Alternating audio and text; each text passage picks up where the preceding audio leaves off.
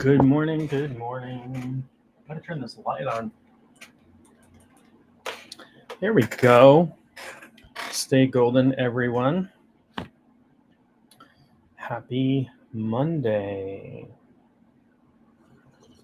Good coffee this morning, per usual. Hope everybody had a good weekend. If I'm looking tanner than usual, I went and spent some time with a very good friend yesterday. Who I've known since I was 5, and his mom still lives in the same house and lives on a lake, and I went out and spent a few hours in the lake, so I got some sun, and so hence my darker skin today, but had a great time reminiscing with some old friends, floating in a lake. So I hope everybody had a good weekend. Today I'm going to be talking about open presence, something we can all experience, something that is accessible to everyone. You don't have to meditate for 100 years or dedicate yourself to a guru or whatever. I often like to talk about things like spiritual awakening from the perspective that they're not attainments. They're not things you go out and get. They're not like, certificates on your wall. You don't get a certificate of spiritual awakening. Spiritual awakening to me means opening up and living from your unconditioned self, living from your natural self. The world loves to condition us, and we love to be conditioned. We love to learn, but we learn a lot of things about who we are. We have a lot of thoughts we don't choose. We have a lot of emotions we don't choose. And living in open presence means that we're kind of living in flow. I'm going to describe that a little bit. And it can be a part of spiritual awakening. I would say that spiritual awakening experiences are sort of blow your doors off, open presence experiences. So just hanging on, waiting for a couple people to join. So spiritual awakening is not something you go out and get. It's not something you attain. It's not something you strive for. It's more about letting go. It's much more about letting go of the you that you think you are, that is not the real you. And it's about being in the state of mind that you're living from the I am presence. And I'll talk about what that means, because so often spiritual teachers will use phrases or words or whatever and not really explain what they're talking about. Be your beingness or live from the I am presence. What does that mean? And it is tough. It's difficult because sometimes experiential things, which the I am is an experience, it's the feeling. It's not the thought I am. Thoughts are just reflections of what's going on in here. But it's the experience of I am. And we all have that. You have that sense of I amness, right? You exist, your beingness, this feeling that you exist, this feeling that you are, right? And so being in a state of open presence is being in a taking the position that we're living our life from that I am state. Now, some people might call this universal consciousness or enlightenment, or, again, lots and lots of different terms for all of it.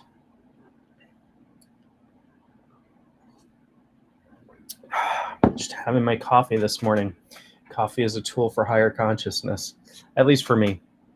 I know I always get into, discussions, people like, I can't drink coffee, or I don't like coffee, or whatever. It's cool. Whatever you like is cool with me. I like coffee, and I start my day with a hot cup, or two, sometimes 3 if I'm feeling extra spunky. So what happens, once upon a time you were born, right? We could agree to that. You incarnated into this body. This body was born although this body has changed significantly since it was born. Um, a mind was sort of formed around this body, and this mind started learning stuff almost instantaneously, right? This mind learned that people referred to this body by a name. So people call this body John, and that body is Susan, and that body is Frank, and that body is Ahmed, and that body is whatever, right? And so we start to learn through conditioning that we are this body. Oh, a little Cajun pepper in your coffee. Oh, that sounds delightful, actually. I don't think I have any Cajun pepper, but now I'm gonna get some. Sometimes I like a little cinnamon in my coffee. I got this Vietnamese coffee recently that was pretty good, but the cinnamon in it was way too strong for me. I don't put milk or anything in my coffee, so probably be good if I toned it down with a little bit of milk. It would be really tasty. So I do I like chocolate with a little hot pepper in it. So like hot chocolate with a little hot pepper and stuff like that. So my coffee's just black this morning. So anyway, we start to learn like very early on, you are this body and you are this set of concepts, you're this mind, you're this set of thoughts around that is organized around this body. We would call that the ego or the conditioned self, right? But before the conditioned self, before the ego is formed, before the attachment to the body, did you exist? And the answer to that is yes, of course you did. And if you go what some people would refer to as unconscious, when you go to sleep at night or you get knocked out with anesthesia or something, do you still exist? And the answer to that is yes, of course. Right? If your body changes over time, if you lose a limb, I lost a limb when I was a boy, had an amputation when I was a boy. Do I still exist? Am I still the same person? Did I lose part of myself? No, I didn't lose part of myself. I still exist. John could literally pull any girl he wants. Wow, that's quite a statement. I don't know about that. um, I don't know. First of all, I'm spoken for, but that has not proved out to be true in my life. Anyway, so we get really attached to this ego, this conditioned self. We think it's who we are, and we form. Come on, here's Phoebe. Of course, every morning when I go live, Phoebe has to say hello. The question is, or are we one? Are we no one manifested? Is that what you're asking? That's a very good question. Something to explore. Most of us are experiencing life as through this conditioned self as a differentiated, individualized consciousness. But underneath it all, when we peel back the layers, there is but one consciousness. And that can be challenging to find. That might take a little bit of work. It might take a little bit of meditation, introspection, spiritual work to get there, psycho-spiritual work to get there to the oneness, to the sense of oneness. But it's there, and it's achievable, and people get there, and people live from there, right? What I'm talking about today is open presence, and that is a stepping stone to getting into non-dual consciousness, to get into spiritual awakening. And the fifth dimension. I don't know much about that. I see people talking about 5D or fifth dimension or fourth dimension, all that stuff. I don't know the technicalities of that, but what I will say is that The cat's going to flap me in the face with her tail. So we have this ego, which is the conditioned self. It is a collection of beliefs and ideas we have about who we are. They're usually closely tied to the body, meaning I may believe that this body is who I am. But that would be weird because this body is not the same body I had when I was 12 or 20. I, have lost body parts. I have, you could have body parts, attached. You could get a hip replacement or a knee replacement. My beard is white. You can see that, like Santa's beard. So, my hairline is not where it used to be. I'm 52, so good morning. Here is my excellently divine friend on this morning. Good morning, Miss Brienne. And Phoebe. Good morning to Phoebe. Phoebe would like to say hello and good morning again. Here's Phoebes. She likes to get involved with these chats. So we have this. So we have this ego, which is this collection of beliefs about who and what we are, and they're beliefs, right? And what's a belief? That is you. Yes, it is you. Absolutely. What are beliefs? Beliefs are just things that we hold to be true. They're just things that we hold thoughts of that are true, or we hold the thought that something is true. That's a belief, whether or not the thing is actually true, right? People can debate all day long if, I remember there was that, I never quite got this, but there was a picture of a dress that was online. This was a few years back, and is it gold or is it blue? And people, it's gold, it's blue, it's gold, it's blue, and I don't know exactly what the deal was, whether it was some kind of optical illusion that worked for some people and not for others, or whatever. But people can argue about facts. People can argue about beliefs, right? People argue about whether the world is flat or round. Spoiler alert, it's round. I've actually flown around the Earth and didn't fly off into space or fall off the edge of the world.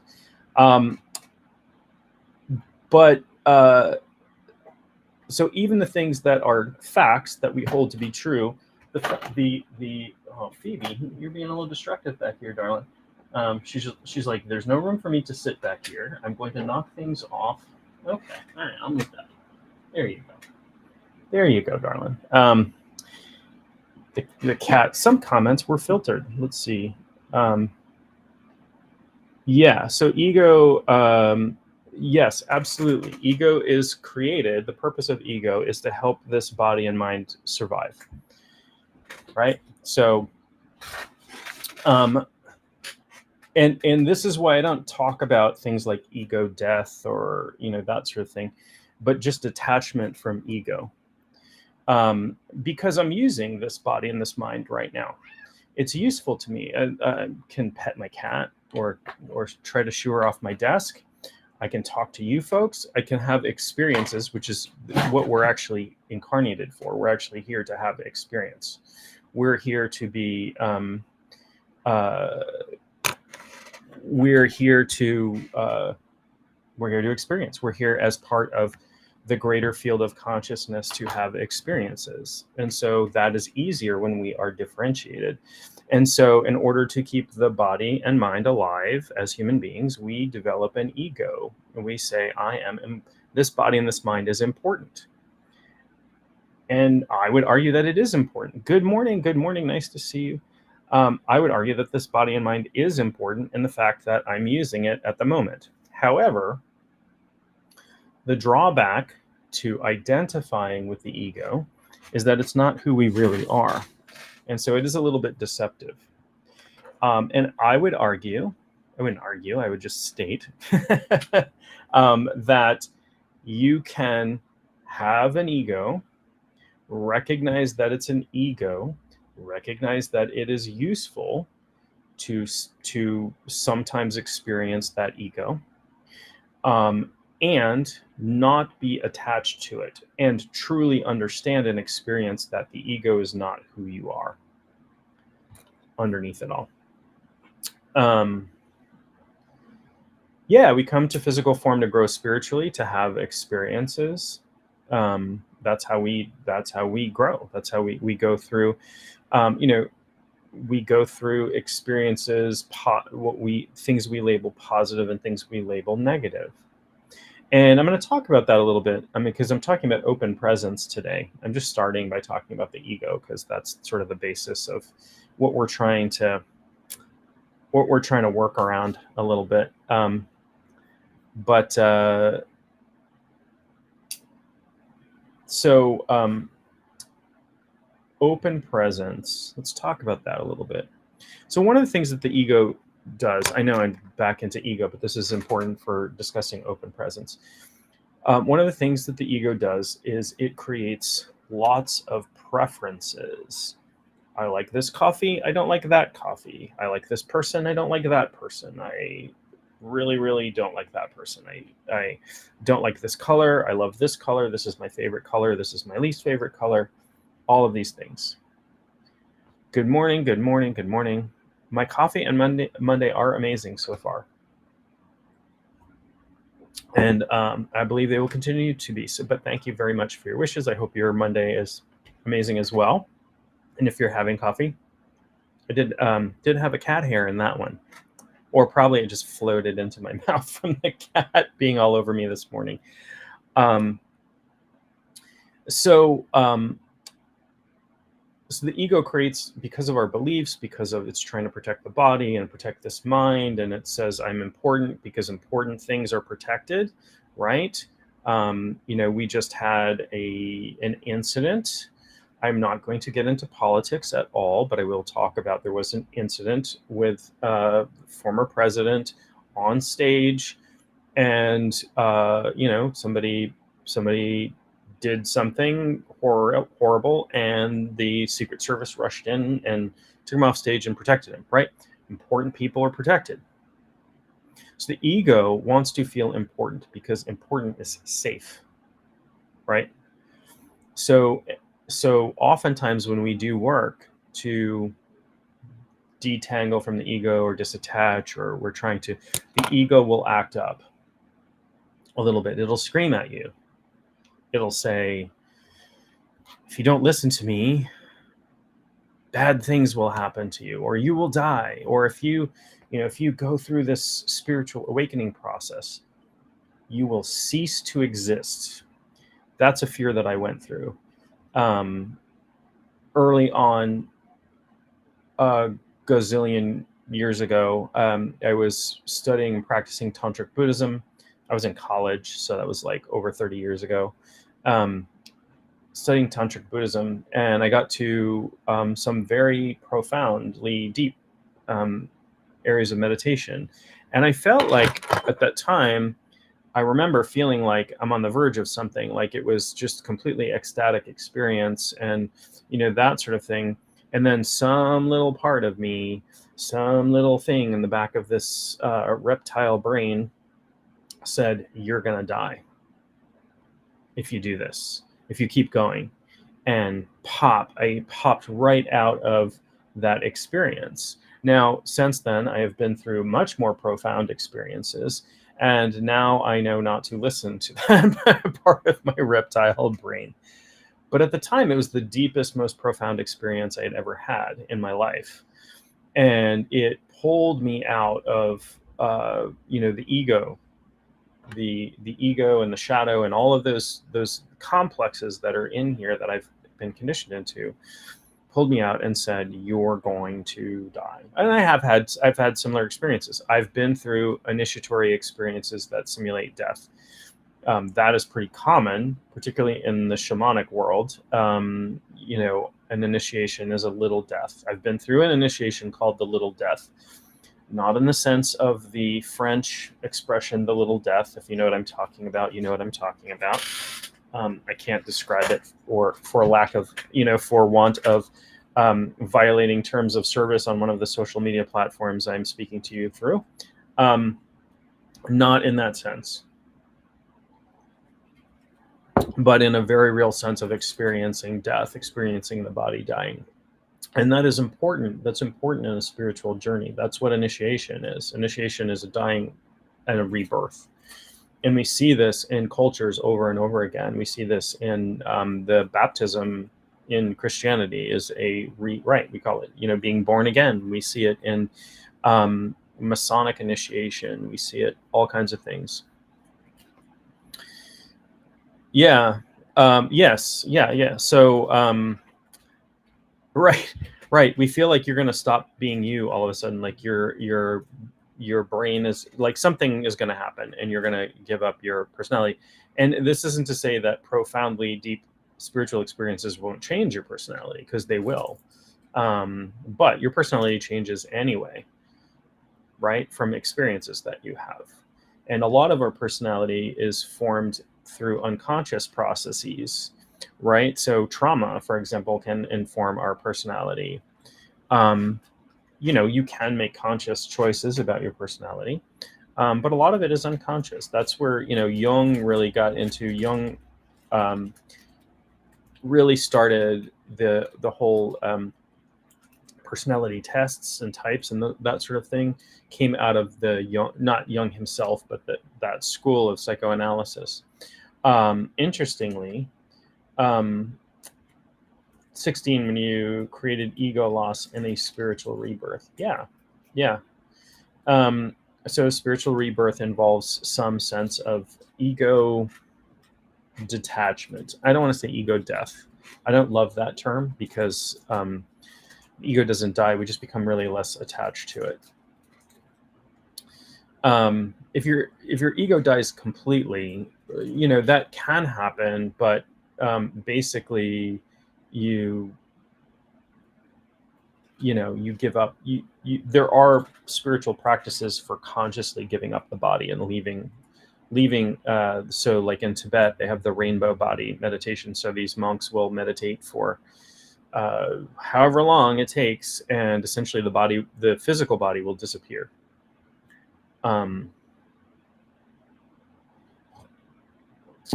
I personally have, this is going to sound crazy, but I was not the only person in attendance, meditating with a Buddhist teacher and saw them disappear and reappear in a different location. Like poof, like Harry Potter stuff, and then poof, and like whoa. And I was not on any substances other than water. I was in the desert, and was drinking a lot of water. I might have had a peanut butter sandwich in my pack, but that was it. Those are the only substances I was on, and I was not the only person there who saw these things. So it is pretty incredible that when you witness things that are supposedly miraculous and that kind of thing, it can really change. It can really open you up and change your. And I've been through initiations where the miraculous thing happened to me, and I can't describe it too much because it's going to sound like I'm incredibly crazy. But I had to I was in therapy at the time, and I went through this initiation, and I'm like, look, I got to tell you what happened over this retreat, and you are going to think that I have gone through psychotic break, but I promise you that there were 20 some odd other people around me when this exact thing happened. I always wonder, like, for me, having, I guess it's a little bit of a safety net when I experience something weird or paranormal or whatever, and look around and other people are aghast and seeing the same kind of stuff. It sort of like gives me a little, okay, I'm not, I haven't slipped into a hallucination here, or at least, I've slipped in the same hallucination we're all having. So let me get back on track a little bit. It's very easy to get me off track.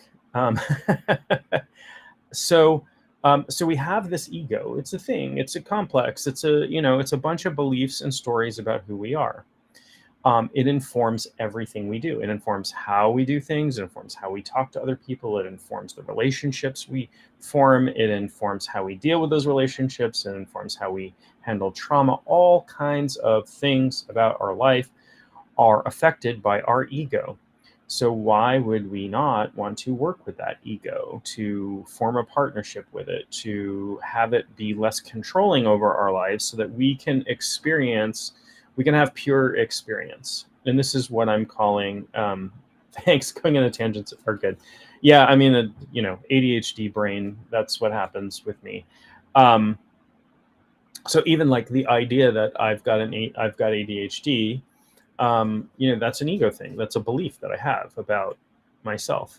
And I know there are times where that is not expressed. There are times where I'm not doing an ADHD thing, like going off on a tangent. And those times are usually in some sort of form of meditation practice, or even, when I train martial arts, or all kinds of things. When I'm painting, although I guess hyper focus can be an ADHD thing as well. I can get extremely hyper focused, but tangents are a thing. So, so having an ego isn't necessarily bad, but we should know what it is. We should understand what it is and what its purpose is, and that it is not who we are. It's like a temporary thing, right? So if I go see the Red Sox play baseball, I'm from New England. Most people in New England, unless you're from Connecticut, you might be a Yankees fan, but most people in New England are Red Sox fans. And if I go to a Red Sox game and I put a Red Sox jersey on and a Red Sox cap, right? I'm not a Red Sox player, but I take on this temporary identity with the team, and put it on, and I cheer, and I do da da da da da, and my personality, my identity changes a little bit, not tremendously, right? But it changes a little bit. I'm working through this part of my ego. I'm a Red Sox fan. I'm working through that part of my ego. That would not be appropriate if I went to go to a wedding in a church, a formal wedding in a church, right? Take off my Red Sox hat and jersey, put on a suit and tie, go to the church. I probably wouldn't, scream through a megaphone or whatever.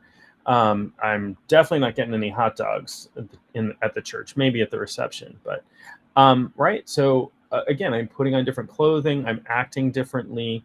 I'm taking on a whole different aspect of my personality. I, the sense that I am, never goes away, and it never changes. Okay.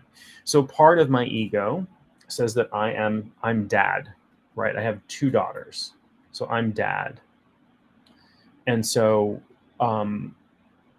that is useful when I am when this body and mind is with the body and minds of my daughters. That is useful. That's a useful part of my ego. I behave accordingly. I don't go to my daughters and say, you don't exist and neither do I. This is all illusion, right? While that might be a spiritual truth, that's not very useful to this body and those bodies and those minds. Yes, we are beautiful gems on a giant net. So in Buddhism, it's called Indra's net.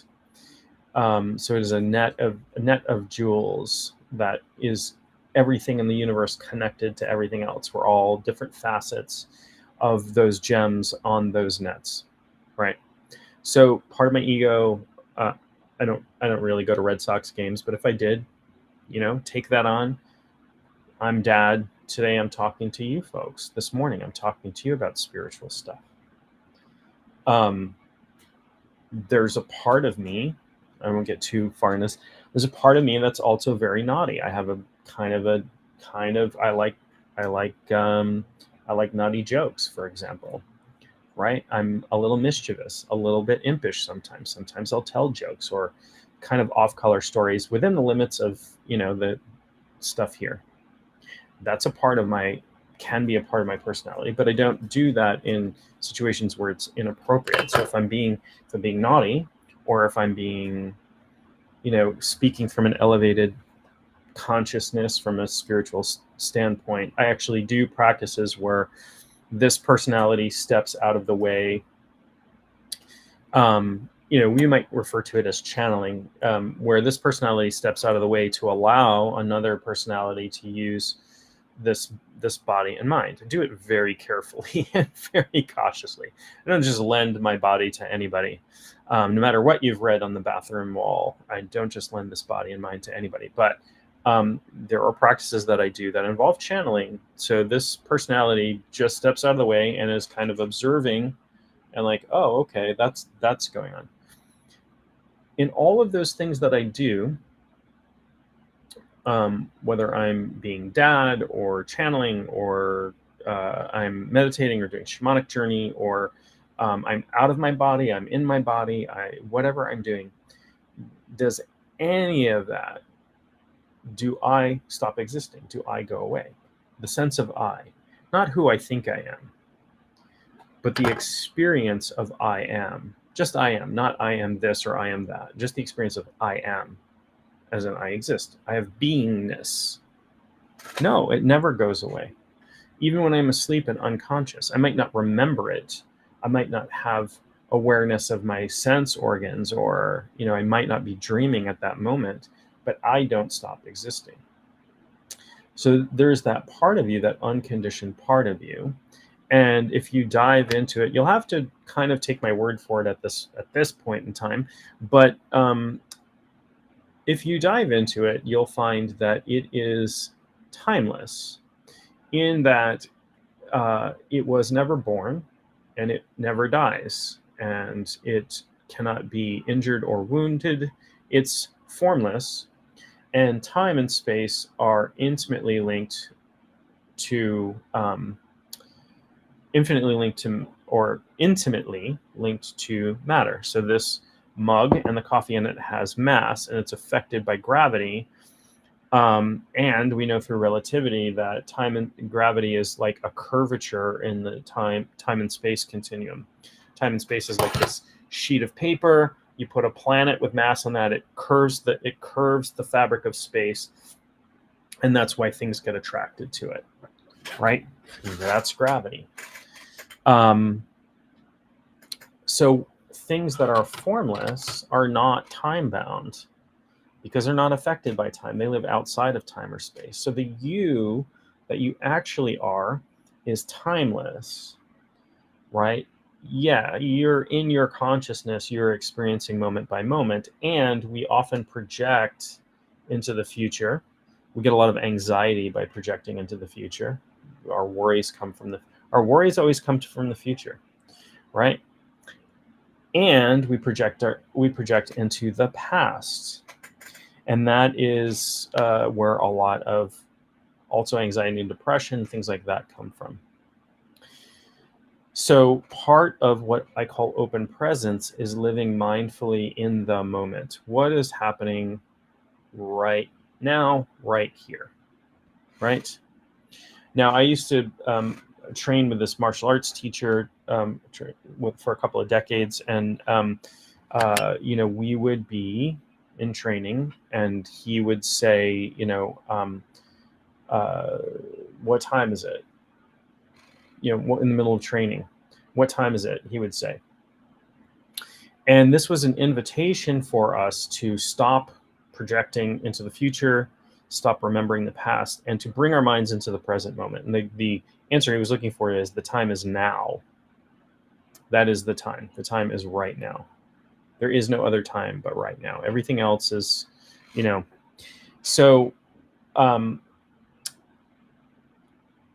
so part of open presence is living mindfully. And mindfully just means that we're in present moment awareness. We're just aware of what is occurring to us right now. Good morning. Very happy to see you. Yes, happy to see you. Spiritual Shamanic School is in session. The glorious now moment. Yes, I'm happy you're here in this now moment. You are very, very welcomed here, and happy to see you. It's been a little while since I've seen you. So I hadn't done a lot of lives last week. I think I did one, and it was sort of spontaneous, and it was only because I wound up having time to do it. There was just, this has been a busy summer. So returning from my projection into the past, we're talking about the now moment, and I'm talking about open presence. So I'm going to give you some hints about Oh my gosh, you too. Thank you for seeing you. Yeah, thank you for seeing you. What a weird phrase. I'm happy to see you. Thank you for joining. Um, my mouth. I haven't had enough coffee for my mouth to completely work yet this morning. Um, my mouth does not work as quickly as my consciousness, but um, yeah, it is what it is. It's good for me to slow down sometimes, for sure. So we're talking about open presence. So part of open presence is mindfulness, and that is bringing the consciousness into, like, notice when you're projecting your consciousness into the future. If I'm thinking about what I'm going to have for lunch later, projecting into the future. If I'm thinking about what I'm going to say next, most of the time I'm speaking extemporaneously. I'm just speaking. And I would say anything that comes out of my mouth that approaches any kind of wisdom is not from me. I'm allowing spirit to speak. Um, in fact, my podcast is called Speaking Spirit. I haven't done an episode in a while, but um, so part of this thing I call open presence, being in the present moment and experiencing what you're experiencing right now. What is arising in your consciousness right now. Now, here's a hint. Here's a real hint for experiencing some deeper open presence, for experiencing some, perhaps even some bliss right now in this moment. All the bliss that has ever existed or will ever exist exists right now in this moment. And you can go into that. You can go into that. You can choose to go into that bliss. And I know people have depression and anxiety, and people have chronic pain, and people have all kinds of stuff. You can still go into that bliss. Here's one way that can be helpful to get into that state. And it starts with just accepting everything exactly as it appears to you right now. Accept everything without preference. So you intend to let go of preferences. You let go of likes, dislikes. You let go of attachments and aversions. And the Buddha said that suffering, there are definitely imperfections in this body. Definitely imperfections in this body. But and again, my mouth can't necessarily keep up with consciousness, and that's okay. I do my best, and I just accept that. I accept whatever I'm speaking. I give myself grace. Right? Grace is blessings that are not earned. You don't have to earn love. You don't have to earn enlightenment. You don't have to earn any of that. It's grace, right? Grace. I'll do a whole episode on grace at some point and talk about that. It is a religious word. People use it like the grace of God, the blessings that God gives that aren't earned, right? You get them just because you're human. So,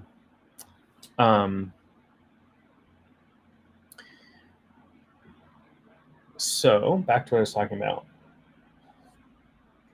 So one way to get into open presence in a more deeper way is to take observer position. So I'm just observing whatever experience is arising for me right now. Maybe you're hearing me talk to you or seeing me on your screen, or maybe there are distractions, whatever. And we don't push those away or pull them towards us. We don't attach to them or push them away. No preferences. Just have the intention for a few moments to drop all presence. Don't drop your presence. Be present. Drop all preferences. And just have that intention. And if you can do that, even just a little bit,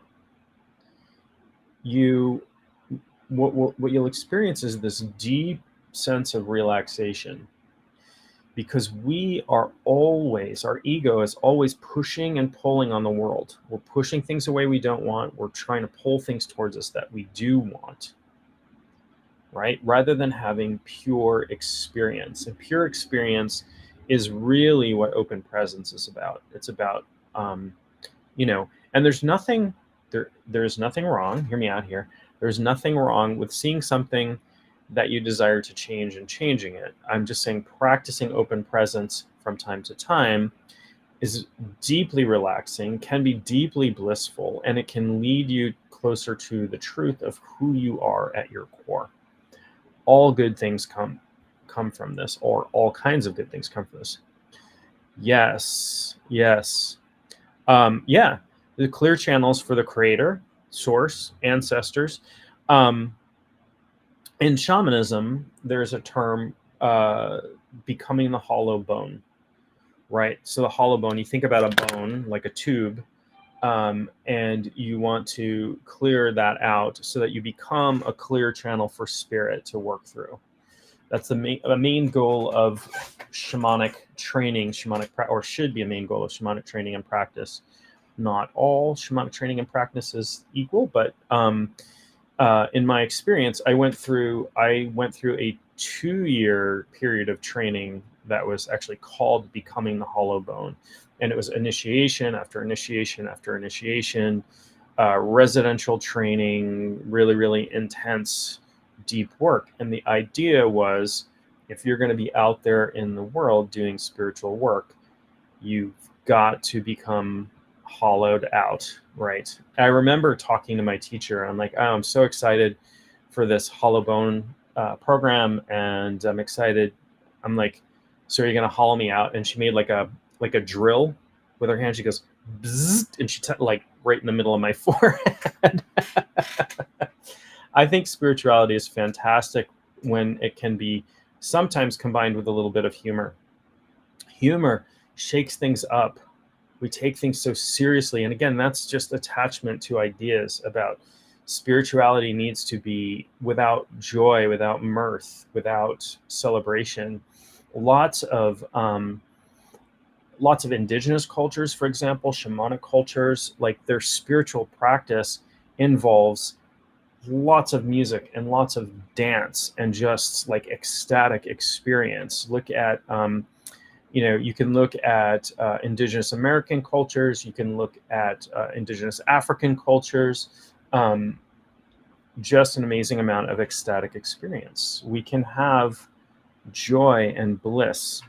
The whole thing. So many of my ancestors, not many, but some of my ancestors came over to this continent on the Mayflower, right? They're pilgrim ancestors.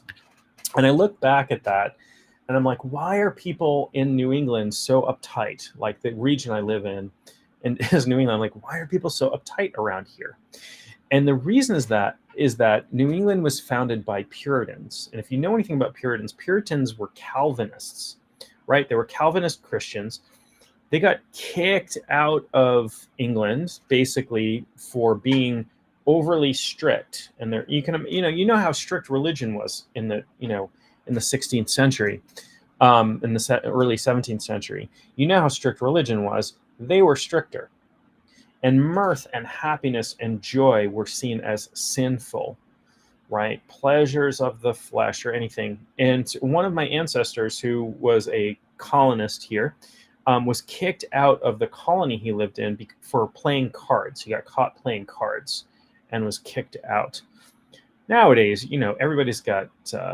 I don't know if people play solitaire on their phone anymore or on their laptop, but you can imagine, right? You can imagine just how joyless. I don't think there was music. I don't think the Puritans had hymns. I think their services were long. If you ever go to an old church, if you're ever in Boston, you can go. This I don't even know if this was a Puritan church, but the church where they hung the lamps to signal Paul Revere and the other riders to go warn that the British regulars were coming. So that famous one if by land and two if by sea, and I on the opposite shore will be.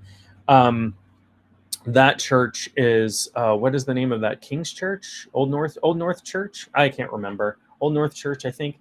If you go in that church and you look, like those are hard benches those people were sitting on, and those church services were like all day long. And if you were lucky, if you were wealthy, you had your own private little cubicle, and it had a place where they would put coals in to keep it warm, because there was no like fireplace or anything in the church, and it's Boston in the winter, and just mirthless. So, but I think humor is wonderful. Like, we have it for a reason, right? I love to laugh, and my teachers, my real, my the spiritual teachers I have really learned the most from are, have expressed that as well. I remember seeing some Tibetan monks in Boston one time, and they were debating. And if you've never seen Tibetan monks debate, it's quite a sight. Not that I didn't understand the language, but they're like they're getting into it. And somebody was trying to translate, but it was happening so quickly that the translation faltered a bit. But they were arguing about whether trees have consciousness, whether trees feel, whether trees suffer, and that sort of thing.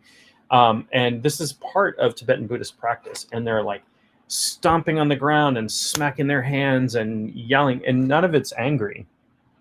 They're just, I'm making a point, and stomp on the ground and slap your hands together, and just what a wonderful experience. I look at I had a friend who sang in a gospel choir, right? Like styled like in the same vein as what you might see as like African American church choir, right? So this was not a specific church choir, but he sang in a gospel choir, and I went to go see them, and the music was so amazing, so uplifting, so joyous, so powerful.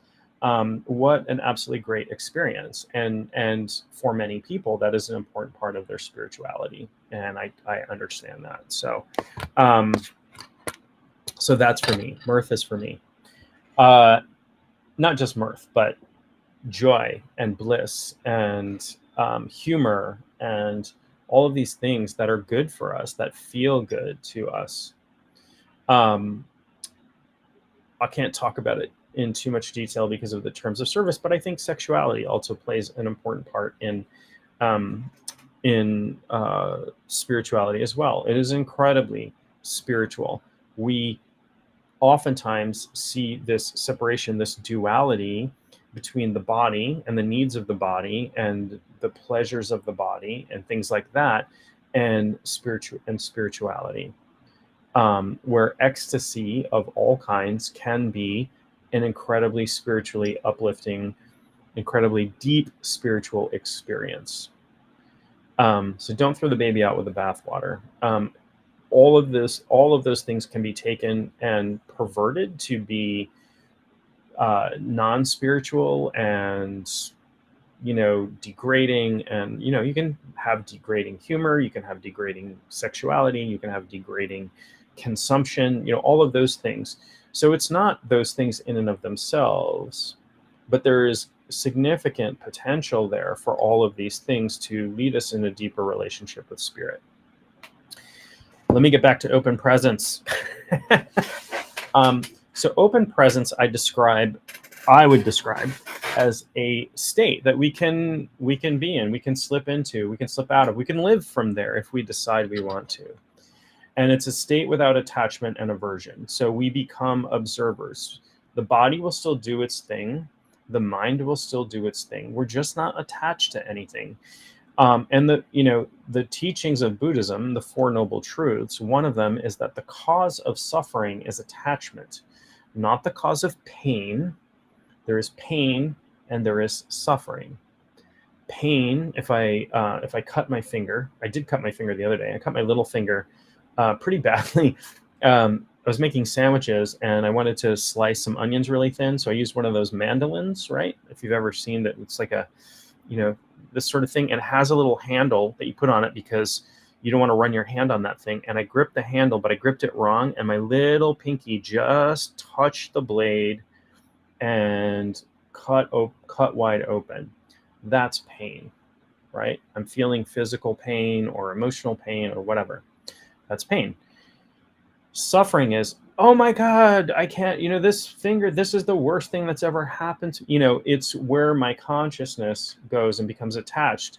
Instead, I just go, that hurts, run, clean it off, soap and water, put a little antibiotic, a little antibiotic wipe, put a Band-Aid on it, and I keep going. And then I don't attach myself. I don't, put my consciousness will go there. Your consciousness will go to pain because energy flows where attention goes. That's a saying from Huna, the Hawaiian spirituality. And that's to kickstart the healing process, right? You cut your finger. Oh, I cut my finger. Ow, that hurts. That is so your attention goes there and your energy flows there. But it's not supposed to stay there. You're not supposed to be, let it ruin your day. Oh my gosh, the universe is speaking directly to me through you. You are echoing verbatim words and phrases I've said a lot over the past week. Oh, that is very cool. And thank you for saying that, and a great synchronicity. And I'll say this, anything I say that rings true or sounds like a spiritual truth or whatever. And first of all, don't automatically believe anything I say if it's not true for you, especially, but take it for checking, try it out. I'm not going to tell you to do anything harmful, but check it out and see if it's true for you. But if it resonates, if it is true for you, it's not really from me. But yes, I would say that the universe, I try when I come on here, I still have a human body and a human mind that gets in the way sometimes. I try to allow Source to speak on my behalf, or not on my behalf, through me. It's not always completely successful, but I do my best. Right. So, anything that, but this monkey mind is a monkey mind. This is not for me. This is not about things I've learned or even really experienced or whatever. It is about opening up and speaking and allowing speech to come through, which sometimes is a little bit challenging. Like when I haven't had enough coffee and my brain is like, my ADHD brain is like all over here. And I'm just like, okay, step out of the way, step out of the way. So open presence is mindful in that the mind is in the moment. The mind is in the now. I'm not projecting the mind into the future. I'm not in the past.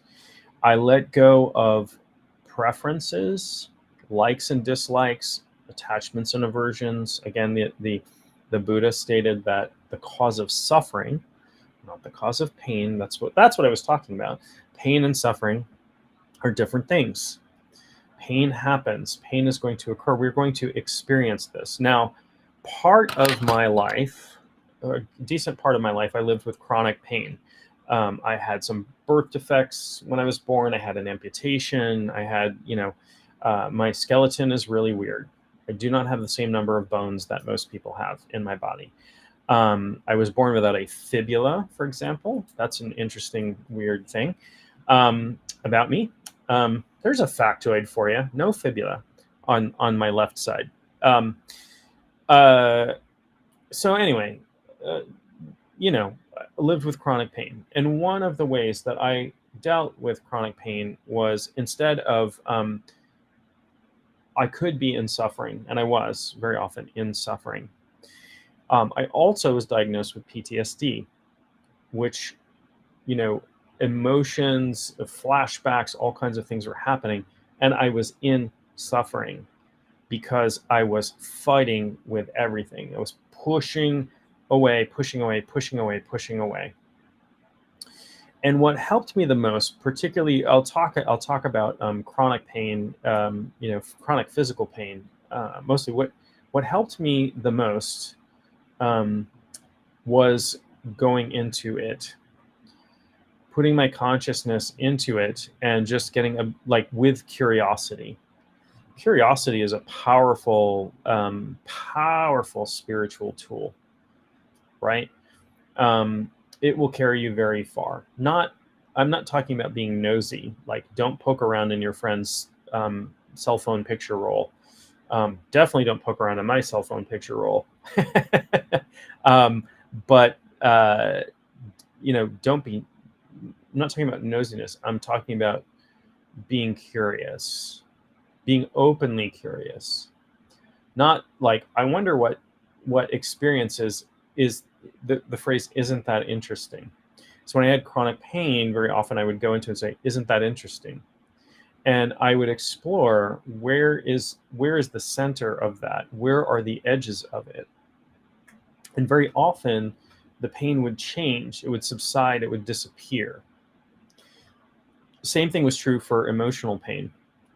When I was in very deep depression, I was constantly fighting against it. And what Jung said was, that which we resist persists, right? So pushing against the thing holds it in place. So part of open presence is getting into a place of allowing. That doesn't mean you won't feel pain. That doesn't mean you won't have negative emotions come up, right? We have emotions that are uncomfortable, but we label things. We label, this is good, this is bad. I don't want this, I want this. That's part of attachment and aversion, right? I'm feeling sadness right now. Well, is that good or bad? Let me do something to try to take that sadness away from you. Not at all. I had somebody I'm working with just the other day, having an emotional experience, and she contacted me and said, I'm in my office crying right now.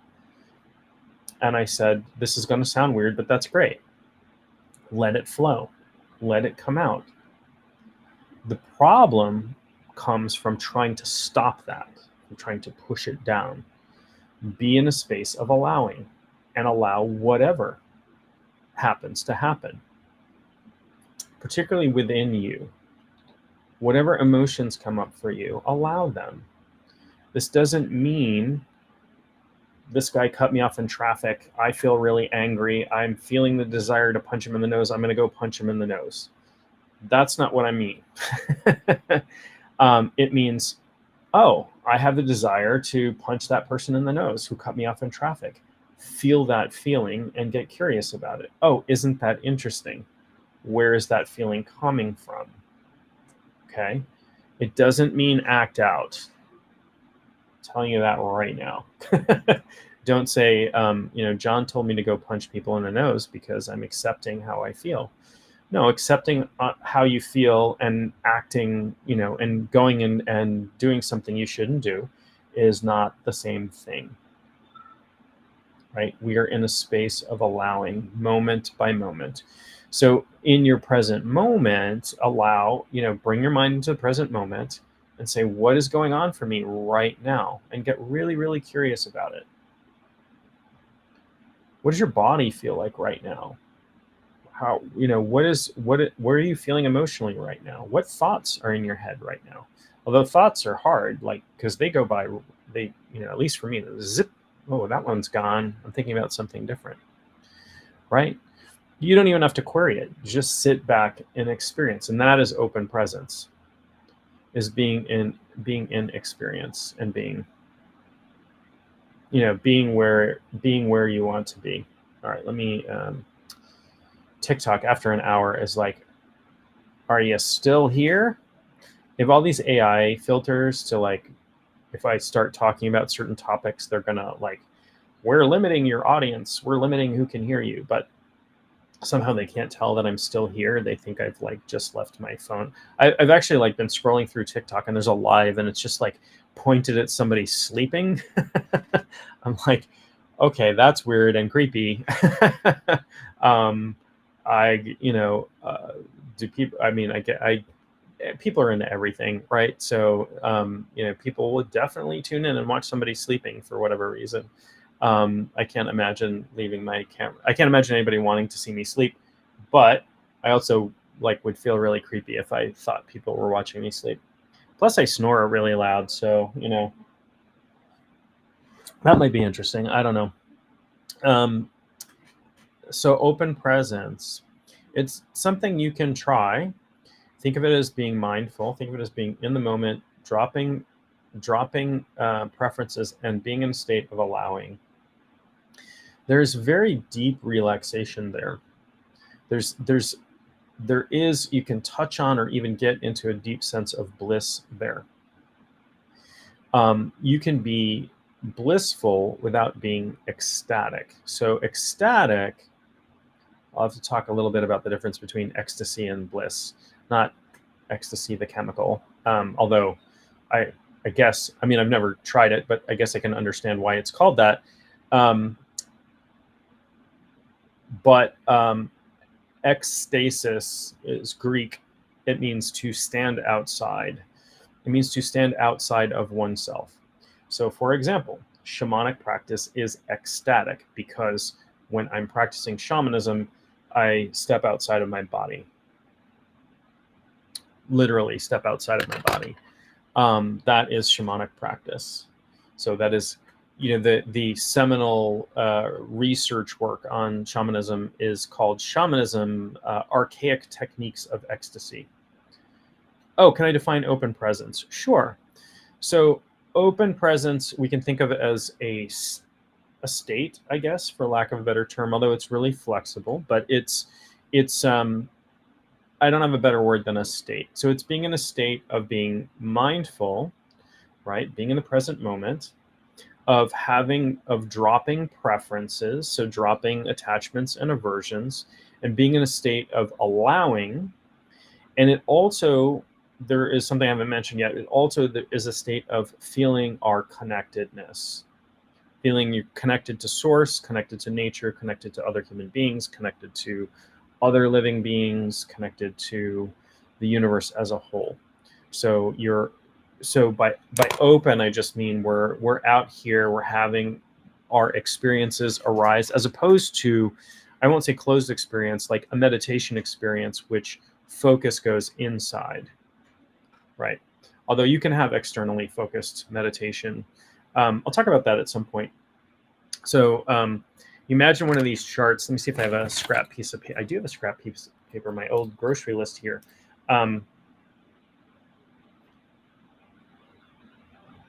So if you've ever seen one of these charts where like you've got these 4 quadrants and across, you have 2 things across the top and 2 things across the bottom, and then you put things in here, right? So across the top, I would have external and internal. And then I would have on the side, I'd have narrow and wide. So meditation is about absorbing the attention. It's about absorbing your conscious attention. And there are, 4 major ways that you can do that. There's a million techniques of meditation, but you can have, so this is about focus, where you're placing your attention. Your attention can be wide and external, meaning I'm like, this is what open presence is, a wide external focus in which you're allowing everything to happen. And at that point, it becomes a form of meditation, but it's an uptime meditation, meaning I am not inside, I'm allowing exterior focus, right? So I can go around in the world, I can go about through my day in a profoundly meditative state. And it involves mindfulness, it involves deeper connection, it involves a little bit of dropping the ego. So you can go wide and external, or you can go narrow and external. So narrow and external would be, I'm focusing on a candle, or I'm focusing on a Tonka painting on the wall. I've got a good one of, I've got an actual Tonka from Nepal of Vajrakilaya. I don't have it hanging at the moment. It was hanging. I had a meditation room at one point, which I'm going to do some work on and get back going again. But so that would be an external narrow focus. I can go internal, right? I can make my focus internal, and that can be narrow. So I can focus on, for example, we'll have you focus on your breath, but they'll have you focus on like the feeling of the air passing through the openings in your nose. It's a very narrow sort of internal external focus. Or I could focus on a single thought, or repeat a mantra or something. Very narrow internal focus. Or I can have a wide internal focus, which there are practices like Dzogchen, for example, where you make your mind open like the sky, and you have a wide but internal focus. So open presence is a wide external focus. You can do it throughout your day as you are doing things. You become less the doer, right? You are not the one doing things. You are observing the one doing things, which is this body and mind are doing things. But it does allow you to identify with your beingness a bit. You are being, you are not doing, right? This body and mind's doing stuff. This body is drinking coffee right now. This mind is having all kinds of thoughts. This body is talking. But the I am presence, way back in there, is the one that is observing it all. It's the one that's having all of the experience, right? So it's the thing that doesn't go away when we go to sleep, or we're unconscious, or when our body changes, or when our thoughts change, or when our state of mind changes, right? When our emotional state changes, the I am is still there. It's unchanging. And getting there is blissful. It's lovely. It's where we can touch on our divinity, right? It is our divinity. It is the part of us that is not separate from the universe, right? So if you think of the universe as source or God or whatever, what have you, whatever name you want to put on it, it is the part of us that is that.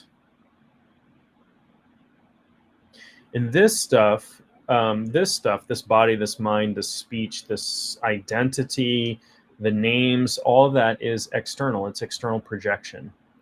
You can think of the I am. You can think of experience like going to the movies, right? And there's a projector that is projecting all of this experience on the screen. And most of the time we identify with the actors that are on the screen, right? I'm this thing, I'm this experience on the screen. I'm this picture, right? It's a 3D picture and it has feelings and thoughts and all of that stuff, but I'm just this picture that's on the screen. I'm just the thing. But what I really am is the projectionist. I'm not even the audience, but what I really am is the one projecting the image, but the image is coming back at me so I can experience it. So when I disidentify with the actors on the screen and take on what we call witness consciousness, I become the audience. Then I'm just observing the stuff that's going on the screen, and I don't identify with it. I don't identify with this body. I don't identify with this mind. That's not what I am at my core. However, even that is sort of one layer removed from the source. The source is the projector and the projectionist, we'll say. It's not a perfect metaphor. There's no such thing as a perfect metaphor, but so beyond that, I identify with the projectionists. That's where we touch on being source, being the creator of the universe. And you are, as am I, as is everyone.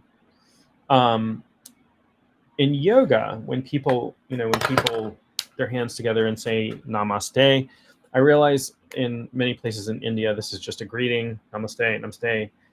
It's like, what's up? But it has a deeper meaning. It means the enlightened part of me recognizes the enlightened part of you. Why does the enlightened part of me recognize the enlightened part of you? Because it's the same part. It's the same part that is within all of us. We are all coming out of the same projector, right? The projector is source or God or the universe or whatever term you want to give it, right? So the less we attach to this ego, and open presence, the topic of today's call, is one way to do that. One way to start detaching from ego. One way to not have ego be so important to us. And again, you don't have to kill off your ego. You don't have to Go drink ayahuasca in the jungle for 3 weeks. Can if you want to, just be careful. Speaking of which, here's a little PSA, by the way, little public service announcement.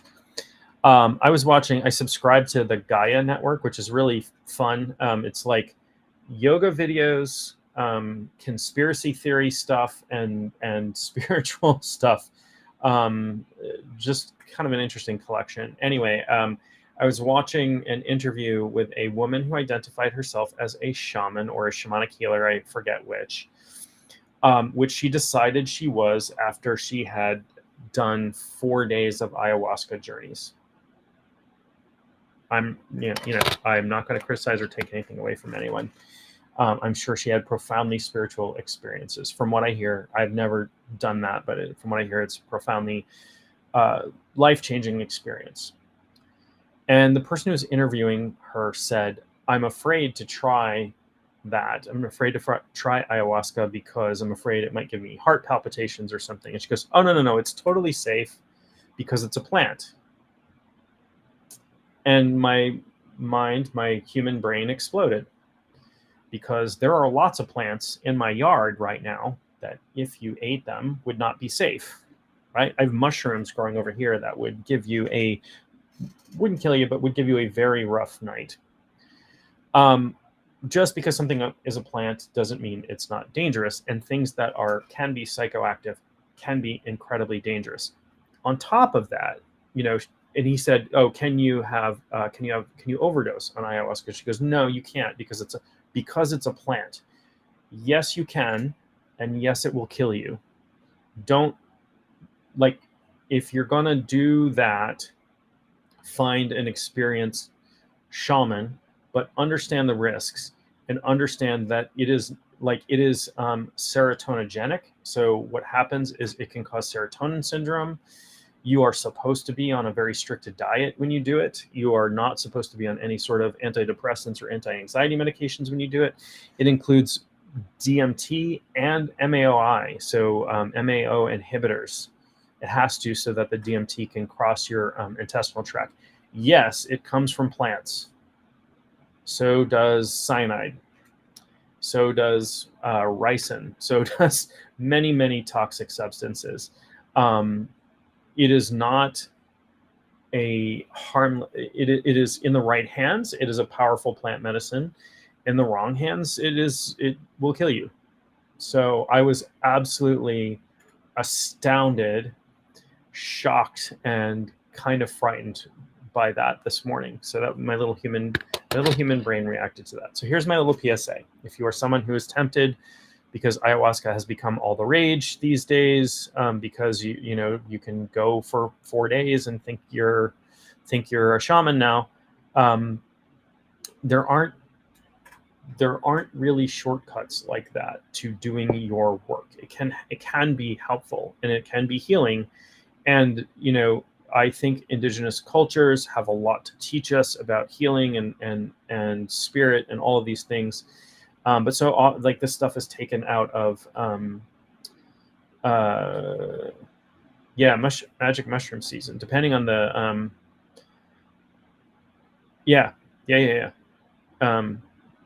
depending on the mushrooms, right? Depending on if it's like fly agaric is toxic, but shamans in Scandinavia use it. It's where we get flying reindeer from, because they would feed the mushrooms to the reindeer. This is a little gross, I apologize. They would feed the fly agaric mushrooms to the reindeer, who would process it through their digestive system, and they would collect the snow that the reindeer had urinated in and drink it. And then the shamans would pee in a cup and pass it around to the people that they were healing, and they would drink it, and everybody would have an ecstatic experience from that. It can apparently, the psychoactive chemicals, which I think is muscarol, can pass through up to like 5 bodies before it loses potency. Not that that's a way that I want to have ecstatic experience necessarily, but I also don't I'm not putting down anybody's cultural, traditional cultural experiences with this stuff.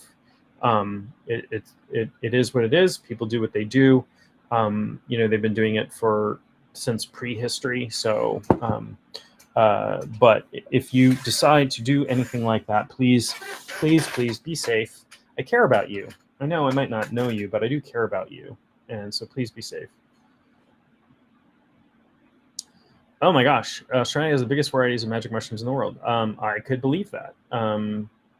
Yeah, interesting. And I wonder, I wonder what types they are, because there are all kinds of psychoactive fungi, right? Psilocybin is one that most people know of, and fly agaric or Amanita muscaria has a chemical called muscarol, which is psychoactive. And then, of course, there are cacti and plants and even animals that have psychoactive toxins that can be psychoactive. But almost, too much of anything is not good. Like Paracelsus, the ancient physician and alchemist, said, "'Tis the dose that makes the poison." Right? Everything in excess is toxic. You can drink too much water. You can get water toxicity, right? Water that we need to live. You can get oxygen toxicity. We don't breathe pure oxygen. And they very rarely give pure oxygen to people unless it's absolutely necessary, right? It causes problems, causes oxidative stress in the body, amongst other things.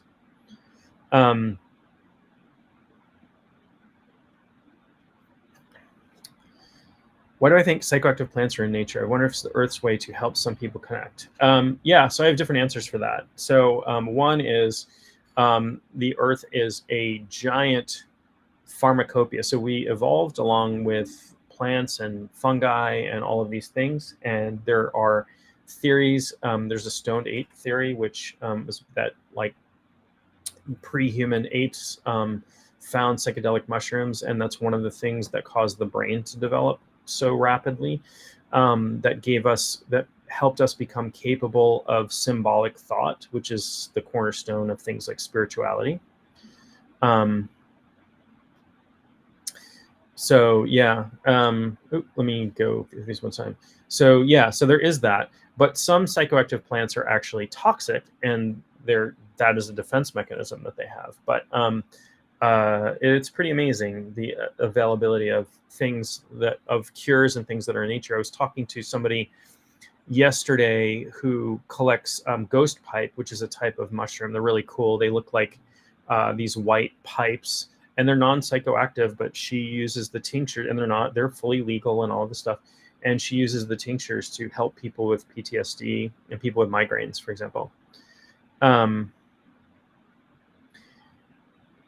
Yeah. So yeah, cannabis used ritually in many cultures. In fact, it's been found in copious amounts in Egyptian mummies, for example. So yeah, it's been used for all kinds of stuff.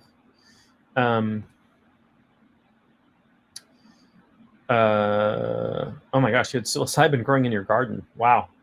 I mean, it is I heard a story by Paul Stamets, who's the mushroom guy. If you ever get a chance to check out Paul Stamets, if you don't know who he is, he's like the world's leading expert on mushrooms, at least recognized. Most people would recognize him. And he's written a lot of books. He wrote a really cool, amazing, thick book called Mycelium Rising. And he's looking at mushrooms for all kinds of things, like creating building materials. And he wears a hat that's made out of mycelium, which is the part of the mushroom that grows underground or below the substrate. And he told a story about finding this field of psilocybin mushrooms that was like outside of a police station at one point. Bananas. Never too much bananas. Oh, I agree. Brienne is a friend of mine. Brienne knows, like, in real life, a real life friend, knows me in real life, and knows that I eat lots and lots of bananas. Not for psychedelic purposes. I've never tripped from eating bananas, but interesting. Yeah, so there are, I hadn't heard about them using cannabis for psychedelic assisted therapy, but they are using ketamine. They're experimenting with MDMA was originally developed. MDMA is ecstasy, if you don't know, or Molly, was originally developed for use in therapy. It's a synthetic drug that so is ketamine, but they're used therapeutically, and there's lots of experiments, and some experiments with like psilocybin and LSD as well. 32nd birthday, didn't like it. I did not know plants have masculine and feminine. Yeah, they do. Yep. They do have masculine. Everything has its masculine and feminine principles. Ghost pipe actually can't photosynthesize its own food and gets it from mycelium. Yep. Which moves it from other plants. It's an incredible plant. Yeah, there's a bunch of spots around here where ghost pipe grows. It's such a beautiful thing.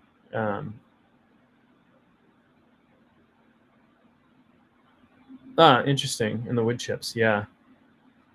Gosh, I started talking about psychedelics and everybody's commenting. DMT elves, as they're called, it was not pleasant. I've heard. I've never tried DMT, but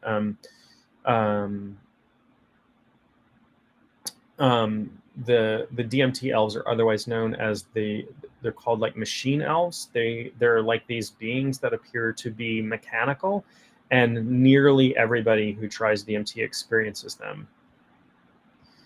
Always like the sound of ecstasy. Yeah, so I know people that are doing. I've been talking about psychedelics now.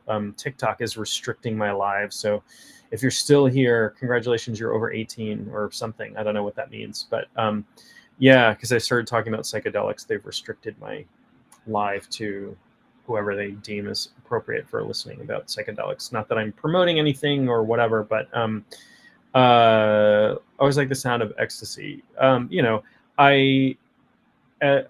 never tried it. I know people who do forest therapy with ecstasy, with MDMA. And so they start out people who are traumatized or whatever, and they take some quantity. There's a protocol for it, and don't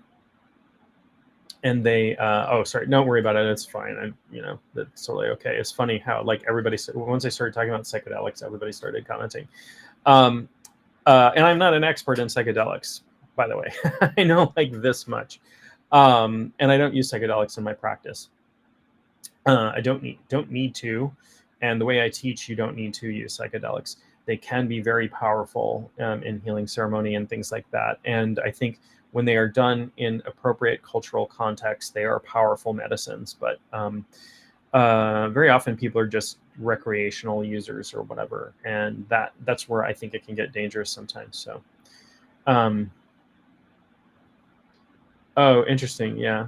So the other interesting thing is our body makes DMT. So your pineal gland in the middle of your brain gives off DMT. So there's a small amount, and so we are tripping all the time. But our brains give off DMT. We have it. It's a controlled substance that our bodies produce, and apparently is found in some quantity, could be tiny or whatever, in just about every plant that is out there. Not that you can I don't know the details of how they extract it or manufacture it or whatever for use. I guess people smoke DMT, but DMT does not survive stomach acid. So the active component of ayahuasca is DMT, and because it's drunk, it has to also include the bacopa vine. The bacopa vine is actually what the ayahuasca vine is. Doesn't contain the DMT. That comes from another source. But the bacopa vine is an MAOI inhibitor, and it is it prevents the stomach acid from destroying the DMT, so it can get into your bloodstream. The very interesting thing about that to me are that these cultures that existed thousands of years ago in the jungles of South America figured out exactly the right plants to combine and how to extract this from them without modern laboratories. And their stories are that the star people taught them how to do it, or at least some of the tribes. There are more than one tribe that uses these plants. But some of them are that, people came down from the stars and taught us how to combine these various plants. So take it for what it is. My favorite drug is coffee. Mine too. I like endogenous, meaning coming from the inside, as opposed to exogenous, coming from the outside, like any sort of psychedelic experience. But my talk's already been a little restricted, but that can come from things like breath work. It can come from things like sex. Sexual psychedelic experiences are mind-blowing, more powerful than any drug I've ever taken. You have to have a partner who you and your partner have to know what you're doing, and or you don't have to have a partner. It can be solo as well, but you have to know what you're doing. And if you have a partner or multiple partners, they have to know what they're doing. But these experiences can be absolutely mind-blowingly ecstatic, and I don't just mean pleasurable ecstatic. Like we confuse ecstasy, often physical ecstasy, with just pleasure. There's nothing wrong with pleasure, absolutely nothing wrong with pleasure, but this is beyond that. This is like having a deep spiritual experience where you stop being an individual and start being the universe. So, but it's a topic that's really fascinating to me. It's unfortunate that we can't, on most of my channels, I can't sort of candidly talk about sexuality. I have YouTube is fine with it and stuff like that. Facebook kind of has a problem, and TikTok is the most restrictive out there. In your practice, I know you don't use psychedelics. Do you think too much use of chemicals can affect the soul? Too much. I know you talked to someone who did too much astral projection had effects. Yeah. So I have I have met people. I gave a lecture one time on shamanism, and these two people showed up. I thought they were a couple, but it turned out they were. I guess that was just an assumption. They were brother and sister who came to this lecture. And when the guy walked in, I'm not particularly clairvoyant, but I see things sometimes, and I could see things buzzing around his head. It was like little insect-looking beings just buzzing around this guy, and his eyes were kind of glassed over, and he kind of had that 1,000-yard stare they talk about. I was like, I wonder what's going on with this person. And he sat through the lecture, and he came up, and I had a conversation with him afterwards. And he described using every psychedelic known to man. His words: I've used every psychedelic known to man. He's used psilocybin, peyote, fly agaric. He's used LSD, MDMA, ketamine, ayahuasca, everything you can imagine. He's used it all. And it has affected him. It blew the doors wide open, doors that couldn't be closed afterwards. Personally, I like to have more control over my spiritual psychedelic experiences than that. And by psychedelic, I just mean endogenous psychedelic experiences. I like to have more control over that. And I said, the thing is with these chemicals, like let's say you did mushrooms, right? That's a 6-hour experience. There's no antidote. If you're having a bad experience, you cannot stop. He's like, yep. It's like, once you buy the ticket, you're on the ride. That's it. You're done. Ayahuasca can be, 3-4 hour experience. If you're having a bad trip, you're SOL. The way that I teach shamanic journeying is that you are in control the entire time. You can stop at any time you want. You can come back from that. If you're having a bad journey, most people don't have bad journeys. Because there's a sense of control over it. There's a sense of control and a sense of safety. I'm not saying don't do that stuff.